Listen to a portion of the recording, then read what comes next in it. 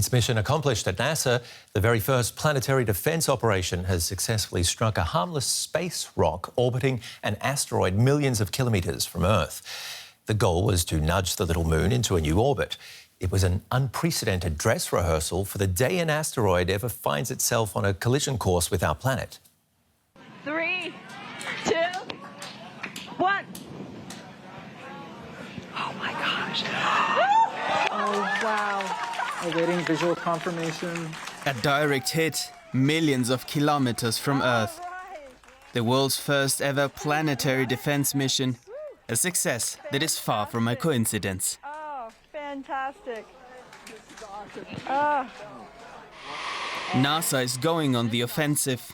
Tens of thousands of asteroids orbit the Sun, many capable of wiping out a city.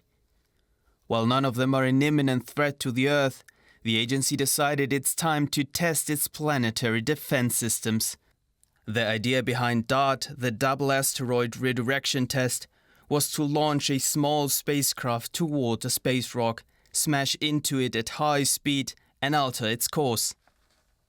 This inaugural planetary defense test mission marks a major moment in human history. For the first time ever, we will measurably change the orbit of a celestial body in the universe.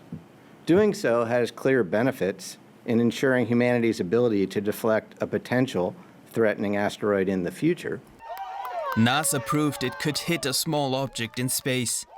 A follow-up mission will check up on the target rock in 4 years to see how much its orbit has changed.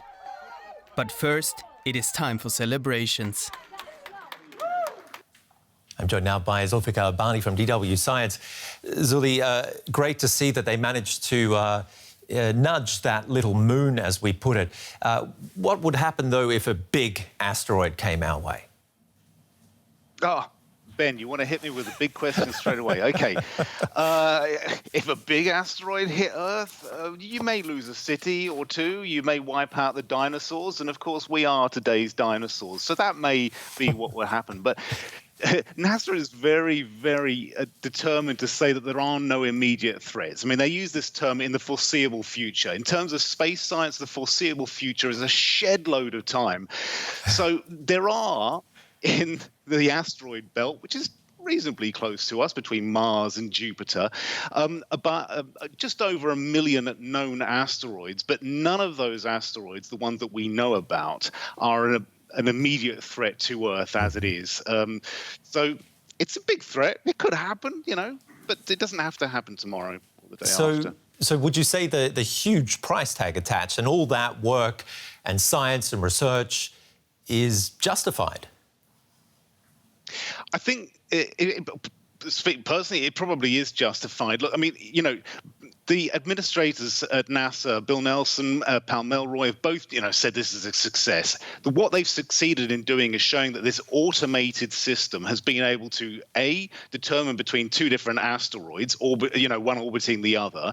Done that on its own. It's taken pictures. This camera, Draco, I've got to say, don't you love the names they use, Draco, for this camera? So they can target an asteroid. They can hit it on target. They've done that. Whether it's a success or not, and that will come to answer your question about whether this price tag of, I think it's about $330 million over a 7-year period is worth it. Well, we'll see that. It's a bit like when you drop an analog watch. It has been likened to that. The cogs get knocked out, but you won't see that immediately. So it might take days, it may take weeks, and they've been very clear. NASA and the Applied Physics Laboratory at Johns Hopkins, they're both looking at this, of course. The entire international space community is looking at this with ground telescopes. It will take time to see whether it's worth it. One other thing I'd like to say is this, is that, these things are costed years in advance. So, okay, is the money worth it in the middle of an economic crisis? Who knows? But they had to go ahead now. It was on target. It was on plan. We will see. We are really interested in asteroids.